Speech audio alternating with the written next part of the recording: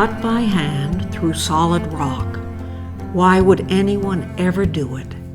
There must have been an easier way to get from one point to another, and yet throughout Northern Lazio and the southernmost part of Tuscany, there are several hundred of these remarkable cuttings. They differ in profile, in wall height, and color of stone, but they all share one quality, a remarkable ability to take us back in time. Here, completely cut off from the world, we share a common and intense experience with those who have passed along these roads before us. Let us begin by meeting our fellow travelers over the ages, and then take up the question that follows us every step of the way. Why were these roads ever made? We have no contemporary accounts of the builders of these roads, the Etruscans, but their art is eloquent. Lovers of horses and graceful riders, their images capture the spontaneity of a moment. They rode out through the primeval forest, teeming with game. This world changed as the Romans took over Etruria. Speed, efficiency, and military conquest became the order of the day. Roads were widened and leveled so couriers and warriors could reach their destinations without delay. Even the Vandals later galloped down these roads. In the medieval period, exotic pilgrims found their way to Rome. Ladies rode out for the chase. Over the ages, rich and poor passed up and down these roads. But ultimately, it was the local farmer who went out regularly to till and collect his crops who was master of the road. To him and his fellow villagers fell the responsibility of its maintenance. And if they let a road fall into disrepair, the track was soon transitable only by donkeys and that most practical of mounts, the mule. Able to move swiftly and securely over challenging terrain, he became the true king of these roads until the early 20th century, when the automobile burst on the scene and signaled the end for most of the rock-cut roads after 2,500 years of continuous use. Rare examples, such as this gravel road at Savannah, with the remains of Etruscan tombs high overhead, have transitioned gracefully into the modern era. Having briefly met our fellow travelers over the course of centuries, let us turn to that most fundamental of questions. Why would anybody have cut by hand long stretches of road through solid rock? The answer begins with an understanding of the distinctive geological formation of southern Etruria. To the north of Rome lie three lakes that were formed during a series of volcanic eruptions. The earliest of these is Lake Bolsena. A second series of upheavals resulted in the formation of the Cimini Mountains and a small crater lake called Lake Vico. And finally, the third stage of volcanic activity, around 25,000 years ago, produced the Monti Sabatini and Lake Bracciano. To capture a sense of the geological evolution of this area, we must picture, in place of the beautiful crystalline waters of these lakes, a series of volcanic cones that at various stages spewed forth large quantities of matter. The steaming lava and ash spread out irregularly over an area delimited by the Tiber and Fiore rivers. Eventually it hardened and formed a great tufa plateau. This plateau, which was contained within the territories of 5 major Etruscan cities, Veio, Cervetri, Tarquinia, Vulci, and Volsini, is home to the Etruscan rock-cut roads, indicated here on the map by red dots. Throughout the region of Northern Lazio and the southern tip of Tuscany, this stratum of tufa appears in varying thicknesses. The ancient city of Cervetri was built on an impressively long stretch of tufa at the western edge of the plateau. As stone goes, tufa is relatively soft. A glance at the porous, irregular surface of this sample gives one not only a vivid impression of its turbulent volcanic origins, but also a sense of how easily it might be eroded. In fact, much of the landscape in this region is characterized by deep gorges formed by water channeling through the tufa plateau. Mere streams, overflowing during the rainy season, cut ever deeper and eventually create ravines flanked by steep cliffs. Let us take the example of the terrain around Barberano Romano. Runoff water from the surrounding hills has created streams that over the course of time have cut into the tufa plateau to form a network of ravines.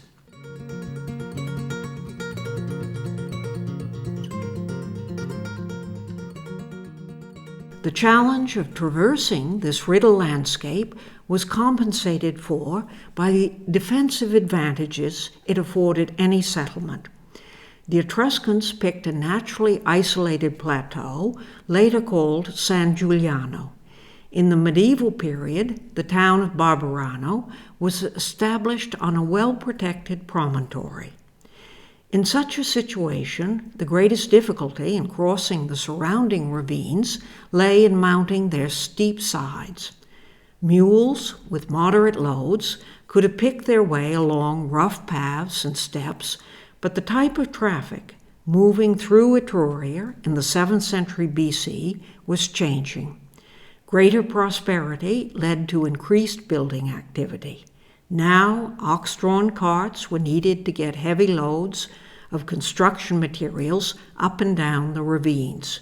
For these vehicles, the road surface had to be gently graded and relatively smooth. The shift to wheel traffic signaled the birth of the rock-cut roads. Let us now look at their development in terms of the scale of these cuttings. Starting from narrow stairs on the surface of the rock, the passages became ever wider until in the later stages, some roads reached monumental proportions. To follow this progression, we will use as a gauge a rider depicted on a Greek vase. He is not out of place in this context, since the majority of surviving Greek vases, including this example, were found in Etruscan tombs. Here, in this narrow passage, probably unchanged since Etruscan times, a single ox, yoked to a stout cart, would have been able to draw otherwise unmanageable loads up the slope. The road to prosperity has been opened with this corridor cut through solid rock. Although most roads were designed for a single file of traffic, there are a significant number that can accommodate a bidirectional flow. Here, 2 horsemen move along a cutting at Blera. Its 3 meters wide track would have provided sufficient room for 2 small carts to pass simultaneously along the corridor. Although very much the exception, there are passages 4 meters and wider. Two-way traffic, here indicated by a 4-horse chariot or quadriga, would have moved easily along this route. Remnants of an even more imposing passage survive at the northeast entrance to the once great Etruscan city of Veio. Unlike the other roads that were cut through tufa, the striated horizontal layers visible along the side walls reveal this to be an exceptional instance of an opening cut through more fragile sedimentary rock. Despite the roar of traffic, only a few meters away on the Via Cassia, and the litter of tires and bottles strewn about, this Roman reworking of an earlier Etruscan track still conveys a truly heroic sense of grandeur.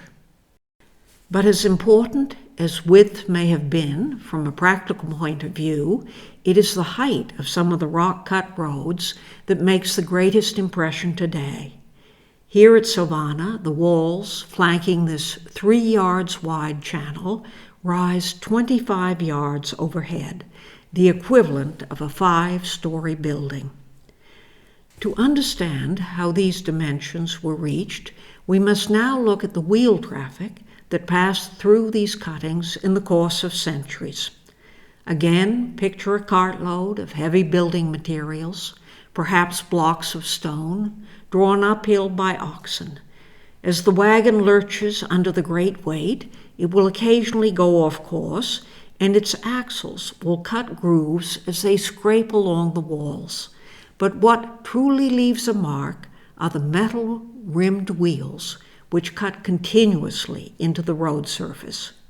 Whether traffic was fast and light as a chariot, or as slow as an ox-drawn cart, every revolution of its wheels, here indicated by an Etruscan coin, contributed to the continuous abrasion of the road surface. The results are visible alongside a tumulus at Cervetri.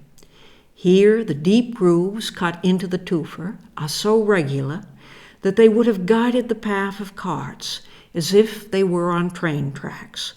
But when not contained laterally, haulage ruts quickly run amok.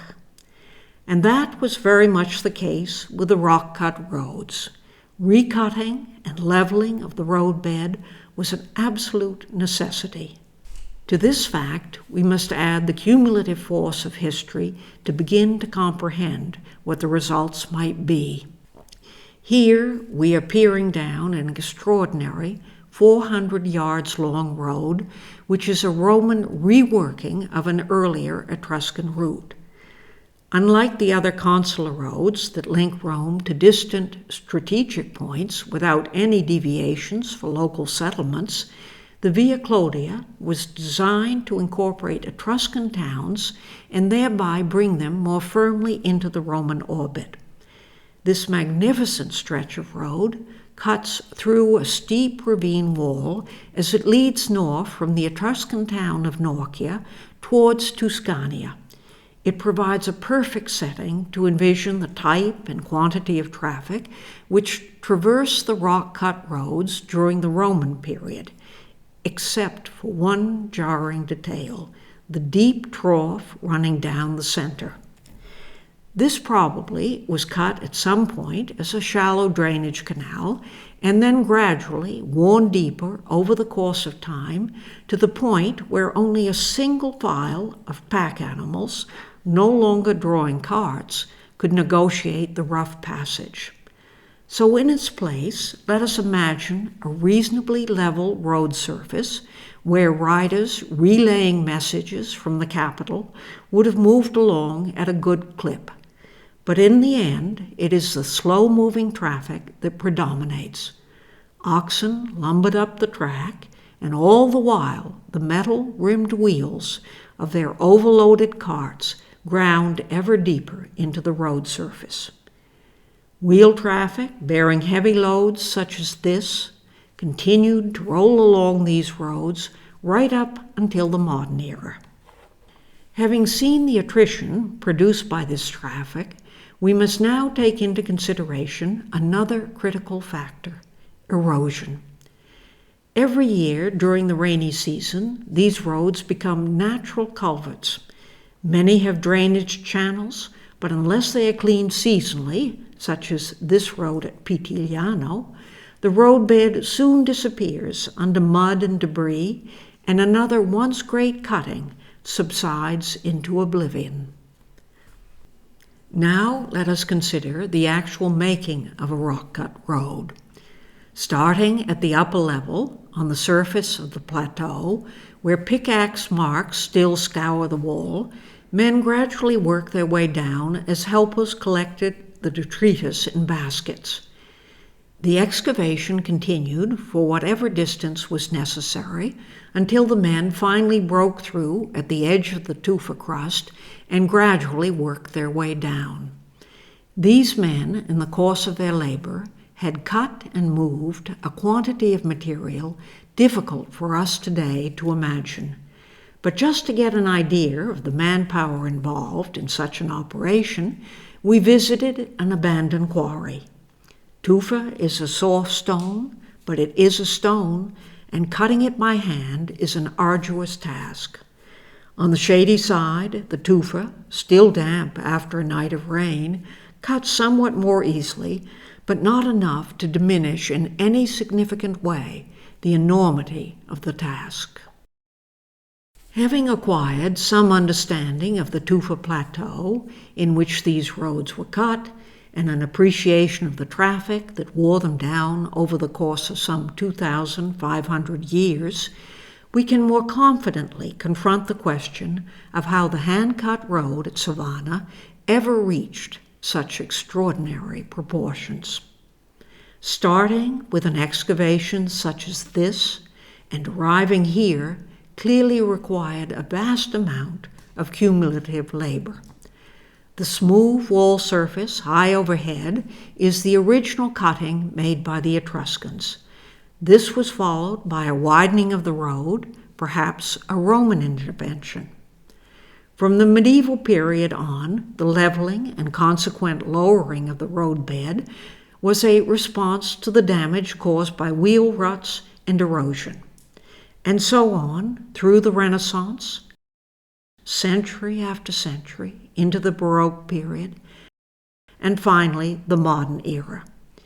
Here we have an image that conveys the collective effort spanning centuries that ultimately produced a passageway of such remarkable dimensions.